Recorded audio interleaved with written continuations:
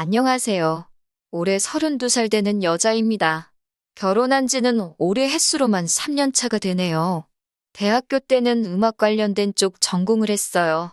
레슨실을 빌려서 제가 편한 시간에 강의하는 식으로 일을 하고 있고요. 전공 살리겠다고 처음에는 아르바이트식 과외한다고 시작한 건데 어떤 면에서 보니 직장을 구하는 것보다 시간도 탄력적이게 활용할 수 있다 보니 어느샌가 이게 제 직업처럼 굳어지게 되어버렸네요. 남편은 제가 가르치던 사람 중에 한 명이었고 어쩌다 보니 이렇게 결혼까지 하게 되었어요.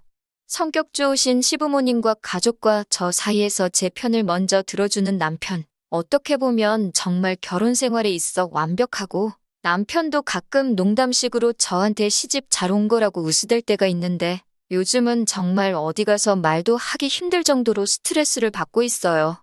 그리고 결혼은 둘이 한 건데 시집은 저만 잘 온 건가요? 반반 결혼했고 결혼할 때 어디 돈 한 푼 받은 것도 없는데 요즘 스트레스 받을 때마다 남편이 그런 식으로 우스대던 거 생각하면 괘씸해서 더 화가 나네요. 완벽까진 아니지만 아무 걱정이 없어 보이는 결혼 생활이었지만 결혼 전부터 문제가 하나 있었어요. 정말 더할 나위 없이 다 좋았지만 신우 자리가 조금 별로였습니다. 그때는 시부모님도 신우와 저 사이에서 제 편을 들어주셨고 남편은 처음부터 제 편을 들어줬어요. 내 편이 이렇게 많은데 제가 결혼해서 신우랑 살 것도 아니고 신우 때문에 제 인생이 꼬여버릴 거라고는 생각조차 하지 못했었거든요. 신우는 저보다 한 살 아래인 남편과 연년생으로 따지고 보면 저랑은 나이가 같습니다. 처음 시부모님께 인사드리러 갔을 적에 남편은 이미 저한테 지 누나가 제정신이 아니니 조심하라고 경고 아닌 경고를 해주더라고요. 누나가 성격이 좀 유별나서 그러니 저한테 시비를 걸 수 있다고요. 제가 사람 가르쳐주는 일 오랫동안 해오면서 저도 여러 사람 만나봤고 그중에 진상들도 참 많았거든요. 그래서 솔직히 정신 나간 사람들 상대하는 게 무섭지는 않았어요. 걸어오는 싸움도 피하는 타입이 아닌데 남편 말에 신우가 성격이 이상한 건 시부모님도 알고 계시니? 괜히 신우랑 싸워서 시부모님 입장 난처하게 하지 말고 저보고 참아달라고 사정사정 하는데 저보고만 참으라고 하니 서운했는데 실제로 신우를 만나니 그렇게 말한 이유가 이해가 갔습니다. 정말 제가 본 사람 중에 으뜸이라고 해도 될 정도로 진상이었어요. 이미 제가 문을 열고 시댁에 들어온 순간부터 어디 한번 걸려만 봐라 하는 눈빛으로 쳐다보고 있었습니다. 결혼 전부터 남편과 저는 애초에 양가 도움 없이 우리끼리 결혼을 하자고 이야기가 된 상태였어요. 양가 부모님 모두 노후 대비가 끝나 있던 상황이지만 당장 목돈을 마련하기에는 여유 자금이 부족한 공통점이 있었거든요. 뭘 더 해주신다면 감사히 받을 생각이었고 친정에서도 시댁보다 더 해주면 더 해줬지. 절대 모자라게 하지는 않으실 거라고 하셨기 때문에 엄청난 걸 바라거나 하지는 않았습니다. 대화 중 화제가 자연스럽게 결혼 후에 살게 될 집에 대한 이야기로 넘어갔어요. 시부모님이 경기도 외곽에 노후 대책으로 사놓은 아파트가 있는데 워낙 외진 곳이라서 재미도 못 보고 있다고 그 집에 신혼집을 차리라고 하기에도 출퇴근하기 영 그런 지역이다 보니 그 말도 못하겠다고 하십니다.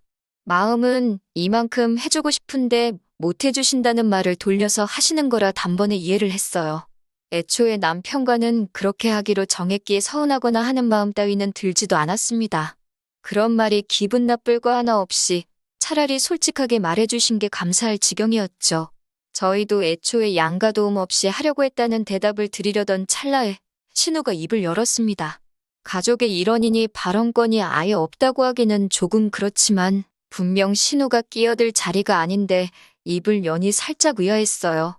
그런데 신우 입에서 나오는 말을 들으니 어이가 없는 걸 떠나 어처구니가 없더군요.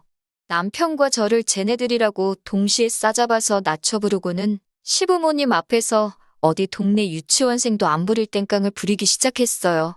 쟤들한테 그 집을 준다고 하면서 그러면 지금 살고 있는 서울집은 자기를 주는 게 맞다고 하는 겁니다.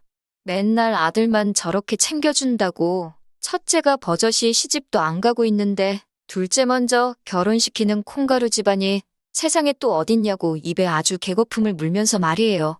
신우가 시집 안 간 게 아니 못 간 게 그 누구의 탓도 아니고 지 탓인데 그걸 가지고 차별대우네 모내하면서 저러고 있으니 아주 꼴불견이었어요. 집도 시부모님께서 저희를 준다고 하신 것도 아니고 마음이 그렇지만 현실이 어쩔 수 없다고 사과하는 말이나 다름없었는데 그 집을 쟤네만 주고 자기는 아무것도 안 주기만 해보라고 그랬다간 지금 당장 이 자리에서 콱 혀를 깨물어버리겠다고 하는 겁니다. 자기 죽는 꼴 보고 싶지 않으면 알아서 잘하라며요. 신우가 난리법석 떠는 꼴을 보고 있으니 남편이 저한테 미리 경고한 게 무슨 말인지 딱 알겠더라고요. 성질이 더러운 게 아니라 저건 그냥 미친 사람이잖아요. 자리가 자리이니만큼 시부모님도 제 얼굴 보기가 그랬는지 신우한테 그 이야기는 나중에 하라고 핀잔을 주시더라고요. 그런데 신우는 오히려 그 말에 폭발을 해서 꽥꽥 비명을 지르면서 바닥에 대굴대굴 굴러다니기 시작했어요. 제가 사회생활 하면서도 여러 사람 봤지만 진짜 이 정도로 철저하게 사람이 미치면 이렇게 되는구나 싶었던 게 신우가 처음이었습니다. 집이 난장판이 돼가기 시작하니 제가 그 꼴을 보러 여기까지 왔나 싶어서 대화를 빨리 마무리 짓기 위해 입을 열었습니다. 집은 안 주셔도 상관없고 애초에 우리 둘이서 준비하려고 했다고요. 정작 중요한 이야기는 시작도 못했는데 이미 신우 때문에 분위기가 개판이 되는 바람에 첫 인사드리는 자리는 그렇게 끝나버리고 말았어요. 그렇게 저도 상황이 일단락된 줄로만 알았습니다. 그런데 그 다음 날 제 번호는 어떻게 알아낸 건지 처음 보는 번호로 전화가 왔길래 받아보니 신우더라고요. 그러더니 전날 있던 일을 가지고는 아주 자기가 우스워 보이냐고 하면서 성질을 내더라고요. 머리는 폼으로 달고 다니냐고 생각이란 걸 좀 하라고 하더라고요. 제가 누굴 우습게 봤냐고 하니 제가 시부모님이 집을 준다는 말에도 사양을 하면서 자기들은 세상 둘도 없는 효자가 되고 자기는 부모 재산 노리는 불효자로 만들었다는 겁니다. 그건 누가 봐도 제가 그렇게 만든 게 아니고 현실이 그렇지 않느냐고 비아냥댔지요. 말이야, 손이 신우지. 나이도 저랑 같고 남편의 누나만 아니면 그냥 제 또래의 여자잖아요? 예의는 신우가 없는 건데 어깃장을 부리니 저도 인내심에 슬슬 한계가 오더라고요. 언제까지 시부모님 등골 파먹을 생각하지 말고 독립할 생각을 하라고. 그리고 그 아파트는 시부모님 재산이니 두 분이 알아서 하실 문제고 정 탐이 나거든 나는 관심 없으니까 시집갈 때 한번 물어나 보라고 하고 전화 끊어버렸습니다. 저랑 남편은 그런 거 없어도 평생 먹고 살 자신 있다고 하고요. 한마디 하려고 전화했는데 역으로 한 소리를 들으니 분했는지 전화가 계속 걸려오더라고요. 곧바로 전화번호 차단해버리고 남편한테 연락했죠. 너네 누나한테 전화 안 오게 하라고요. 남편이 자초지종을 듣자마자 한숨을 푹 쉬더군요. 이야기 들어보니 저 돌아가고 난 다음에도 집에서 저보고 아주 아랫사람들 자세가 안 되어 있다고 하면서 모가지가 뻣뻣한 거 보라고 시집만 한번 와보라고 자기가 정신머리를 아주 뜯어고치겠다며 울음장을 놓았답니다. 그리고 이어서 그날 저녁에는 시부모님한테까지 전화가 왔어요. 미안하다고 하시더라고요. 신우가 옛날부터 욕심이 그렇게 많았고 자기가 잘 따라오지 못하고 동생이 잘 아는 걸 가지고 자기 탓을 안 하고 시부모님이 동생만 편애한다는 식으로 받아들였다네요. 신우한테 투자를 더하면 더했지 절대로 덜 한 적 없다고 하시는데 지가 못해놓고 왜 그러는지 모르겠다고 하시면서요. 잘 풀린 동생을 보니 자격지심에 질투를 하는 거라고 저보고 이해를 해달라고 하더라고요.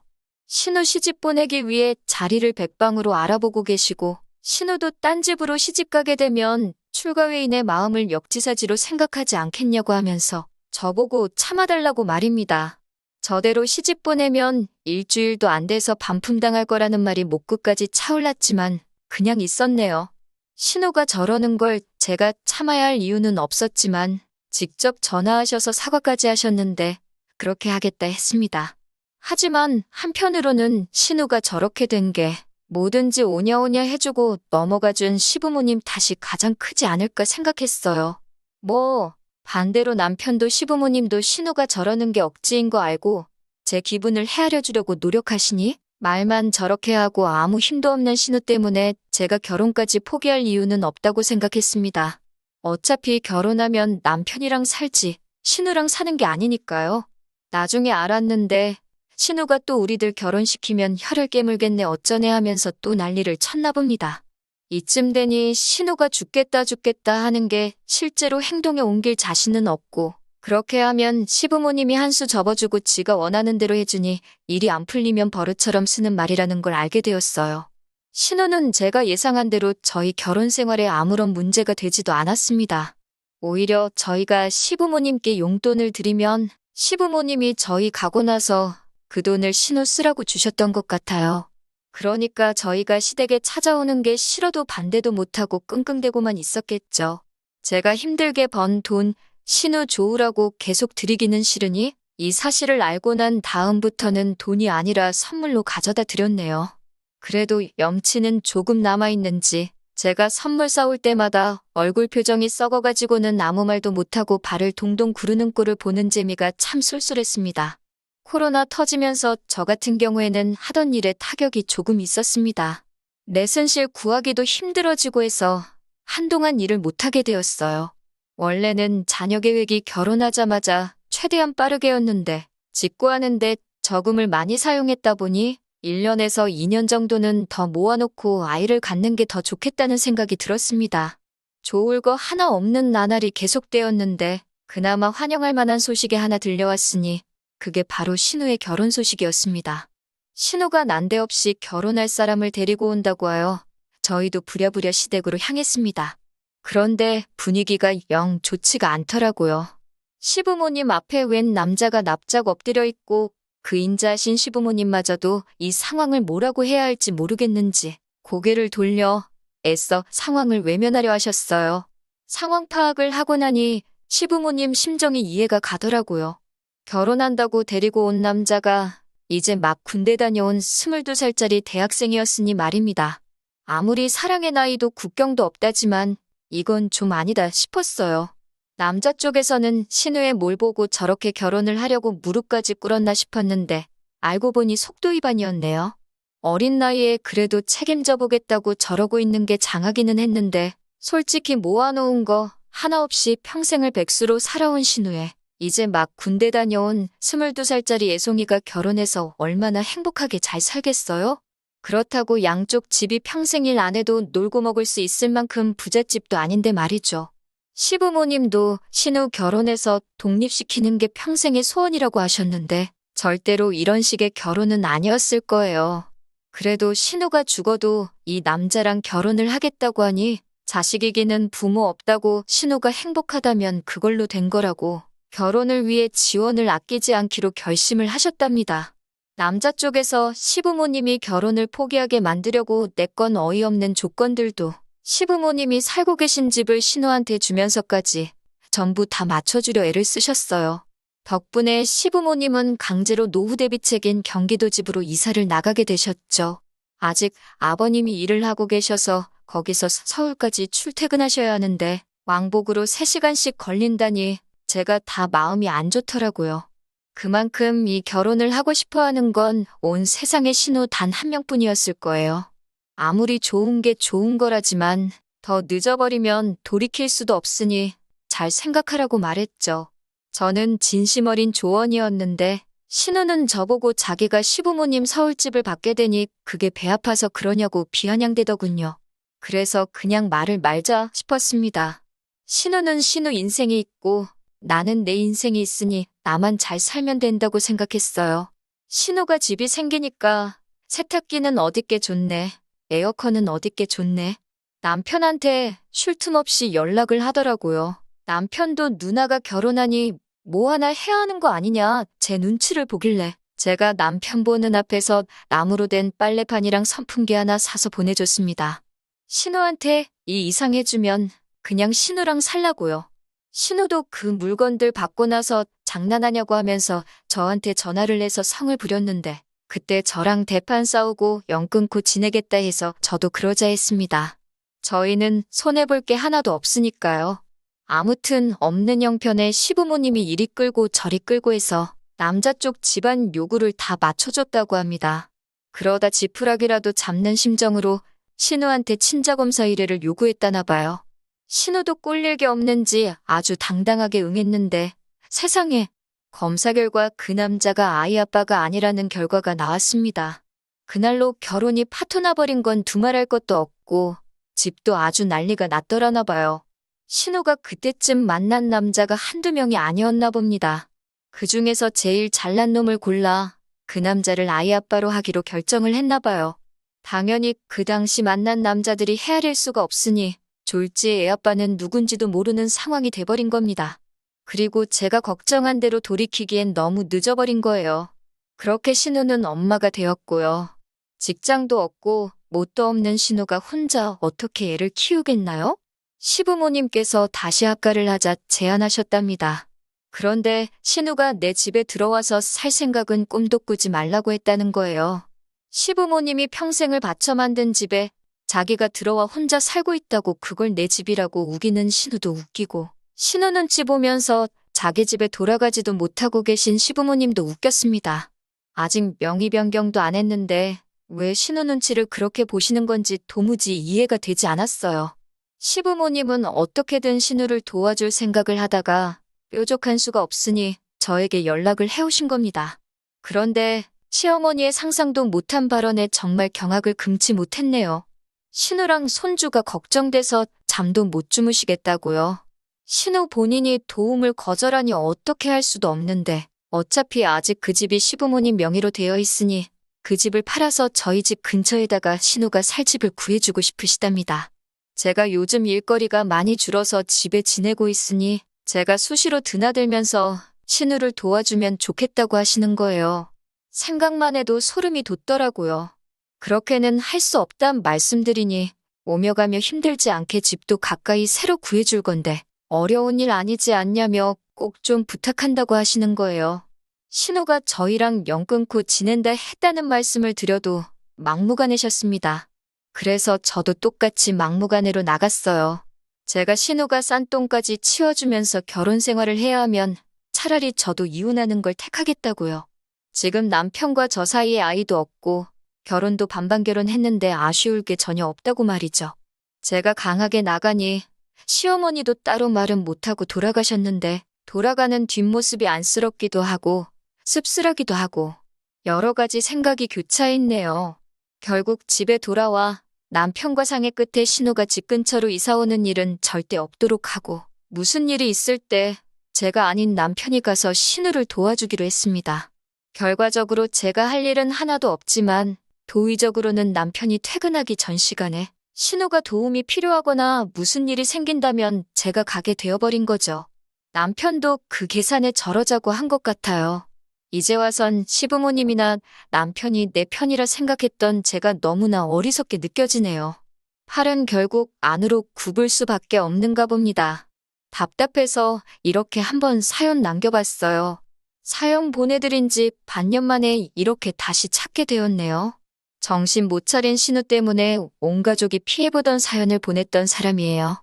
신우가 독립을 하게 되면서 시부모님께서 신우한테 생활비를 주신다고 하셨어요. 오지랖이기는 하지만 제가 그건 좀 아닌 것 같다고 말씀드렸네요. 솔직히 신우가 저렇게 된 이유 중에 시부모님 탓도 조금은 있는 거라고 그동안 참아온 말도 했어요. 지금은 신우가 자립할 수 있게 도와줄 때지. 시부모님께서 신우한테 더 이상 생활비를 주지 못하게 되었을 때 그때가 언젠가는 오지 않겠냐고 했죠. 시부모님이 저보고 그럼 어떻게 해야 하냐고 물으시더라고요. 신우가 시부모님이 집에 오는 걸 반대를 하고 나섰으니 하는 수 없이 집으로 출퇴근하는 시터분 한 명을 고용해서 신우한테 붙여주기로 했습니다. 신우는 대신 일자리를 구해서 출근을 하는 방식으로요. 일을 안 하면 당연히 시터도 구해주지 않을 것이고 일체의 생활비 지원도 없을 거라고 했어요. 그리고 신우가 지금 시부모님에게서부터 뺏어가다시피 한 서울집은 신우가 증여세로 들어갈 돈을 모아올 때까지 명의 변경은 절대 해주지 않기로 정했고요. 그러니 신우는 하기 싫어도 일을 시작해야 했습니다. 신우가 한 달 일해서 벌어오는 돈이 집으로 출퇴근하며 아이 봐주고 집안일 해주시는 시터분 월급보다 적은 배보다 배꼽이 큰 웃기지도 않은 상황이 발생했지만 그래도 신우가 정신 차리고 일을 시작한 부분에 의미를 두기로 했어요. 시부모님도 굉장히 흡족해 하셨습니다. 실제로 제가 후기를 보내기까지 정말 신우는 열심히 사는 것처럼 보였어요. 그런데 얼마 전에 기어이 일이 터지고 말았네요. 아이 돌봐주시는 분이 사색이 되어서 시부모님이면 남편한테며 연락을 했다고 하더라고요. 보통 신우가 출근하기 전에 그분이 집에 도착하시는데 아이만 혼자 있고 신우는 없더래요. 시터분이 무슨 일인가 하고 집을 살펴봤는데 거기에 신우가 힘들다, 갑갑하다 뭐 이런 식의 편지를 써놓고 출근도 하지 않고 사라져버린 거죠. 집에서는 아주 난리가 났죠. 저도 그날 일정을 다 취소하고 남편도 회사 휴가 내고 나와서 시부모님하고 다 같이 집 나간 신우 찾는다고 아주 한바탕 했어요. 전화도 안 받는데 아무리 대한민국 땅이 좁다고 한들 마음 먹고 잠적한 사람을 무슨 수로 찾겠어요? 경찰에 실종 신고도 하고 난리가 났습니다. 시부모님은 우리 딸 어떡하냐고 그러면서 아주 집이 초상집 분위기가 되었어요. 그리고 그날 새벽에 서울 외곽에 있는 한 술집에서 전화 한 통을 받게 되었습니다. 신우가 거기서 술 먹고 뻗어 있다는 연락이었습니다. 가게 문 닫아야 되니까 제발 좀 데려가 달라고요. 새벽에 온 가족이 차 끌고 거기로 갔더니 아주 온 가족이 걱정시킨 것과는 다르게 세상 행복한 표정으로 지집 안방인 것 마냥 퍼질러 자고 있더라고요. 사장님 말씀이 진상도 아주 이런 진상이 또 없었다고, 계산도 안 했다고 술값까지 내야 했어요. 혼자 와서 술을 진탕 마시고는 남자 손님들한테 가서 자기 술값 내주면 오늘 하루 놀아주겠다고 아주 난리도 아니었답니다. 그 와중에 합석하게 된 남자들이 저 여자가 계산할 거라고 하고는 술은 또 있는 대로 마시고 주랭랑을 쳤다네요. 뭘 어떻게 마셔야지 동네 술집에서 술값이 50만 원이 나오는지는 모르겠는데 그 주랭랑을 친 테이블값까지 계산을 해줘야 했어요. 술을 얼마나 마신 건지 집에 돌아가는 차 안에서도 세상 모르고 자고 있더라고요. 그리고 그때 신우가 제정신이 아닌 건 알았지만 가망이 있다고 믿은 시부모님께서 드디어 신우에게 가망이 없다는 판단을 하셨던 것 같아요. 다음 날 온 가족이 신우 집에서 아침을 맞이했고 신우도 실컷 자고 나서 술이 다 깨고는 그제서야 일어나더라고요. 그리고 온 가족이 자기를 구경하듯 보고 있으니 신우도 직감적으로 자기가 큰일이 났구나 싶었던 거예요. 곧바로 엉엉거리며 눈물부터 솟더라고요. 혼자서 애 키우는 게 얼마나 힘든지 아냐? 아빠도 없이 자랄 아이가 너무 불쌍하다. 전부 감정에 호소할 만한 것들로 말입니다. 시어머니가 눈 하나 깜빡 안 하고 그래서 어떻게 하고 싶어서 애도 집에다 내팽개쳐두고 술을 마시러 간 거냐고, 애한테 아빠만 들어주려고 그 먼 곳에 있는 술집으로 간 거냐고 화를 내시니 신우가 완전 쫄아서 당황을 하더라고요. 이게 아닌데? 평소였으면 먹혔을 텐데 하는 표정이었죠.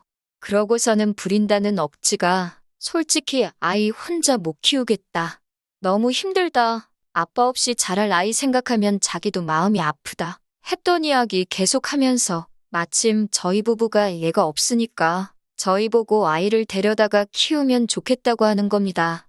그리고는 또 이러다가 나 힘들어서 죽겠다, 가끔씩 나쁜 생각이 든다 하면서 평소에 하던 죽겠다는 레파토리를 또 하고 있는 거예요.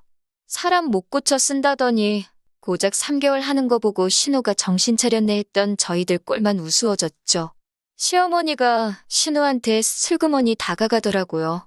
평소에 저렇게 나오면 시어머니가 달래주고 한번 껴안아 주셨나 봅니다. 신우가 팔을 뻗어서 시어머니한테 안기려고 하더라고요. 저도 그 모습을 보고 이번에도 그냥 저렇게 넘어가는가 보다 하고 한숨이 나올 지경이었죠. 근데 짝 하는 소리에 놀라서 보니 시어머니가 신우 뺨싸대기를 한 대 올려붙이시더라고요. 자식 새끼 배 아파 낳은 어미가 할 소리냐고, 그 정도 힘든 걸로 애를 버렸으면 너는 벌써 골백 번도 버려졌을 거라고 하면서 쉬지 않고 신우 뺨이며 등짝이며 아주 시원하게 두들기셨어요. 결국 신우는 물려받기로 한 집까지 다시 빼앗기고 시부모님이 이 집으로 다시 들어와 지내기로 했습니다. 아이는 시부모님이 돌봐주시기로 했고 신우는 그 길로 쫓겨났어요. 사람 돼서 살 준비가 되기 전까지 돌아올 생각 말라고, 아이는 당신들이 너가 하는 것보다 훌륭하게 키우고 있을 테니 통장에 2천만 원 채워서 혼자 살아갈 수 있다는 모습 보여주기 전까지는 이 집에 얼씬도 하지 말라고 말하고요. 신우는 시부모님 발목 붙잡고 제발 살려달라고 펑펑 울다가 시부모님이 단호하게 안 된다고 하시니 그때부터는 저한테 존댓말까지 하면서 저 좀 그 집에서 살게 해달라고 제발 좀 살려달라고 울더라고요. 제가 어머님 뜻을 어떻게 거역하겠어요. 형님 하고 거절했지요. 결국 신우는 자기 짐 챙겨서 쫓겨나게 되었어요. 시어머니가 참 어려운 결심을 하신 것 같아요. 제 말이 100번 맞다고 하면서 신우가 저렇게 된 거 다 당신 탓이라고 내가 저렇게 키워놓고 저한테 도와달라고 해서 미안했다고 하시며 신우는 책임지고 당신이 다시 사람을 만들어 놓겠다고 하십니다. 남편 통해 신우 소식을 전해 듣고는 있는데 지금 숙식 가능한 기숙사 공장을 들어가서 열심히 돈을 모으고 있다고 해요. 아이는 잘 크고 있냐고 물어보고 보고 싶다고 하는 게 이제 모성애도 생긴 것 같은데 아직 정말 개과천선했는지는 좀 더 두고 봐야 할 일이겠죠. 시부모님도 아직 시기상조라고 신우가 많이 보고 싶지만 좀 더 지켜보고 확신이 서기 전까지는 볼 생각이 없다고 하십니다. 무엇보다도 이젠 더 이상 제가 신우 뒷바라지까지 생각하지 않고 지낼 수 있게 된 부분이 가장 마음이 후련하네요. 이제 저희 부부도 시작도 못한 자녀 계획 시작하고 다시 행복하게 살아갈 준비를 시작해야겠어요. 긴 이야기 들어주셔서 감사합니다. 오늘의 사연은 여기까지입니다. 구독과 좋아요, 알람 설정해주시면 앞으로 더 좋은 사연으로 찾아오겠습니다. 감사합니다.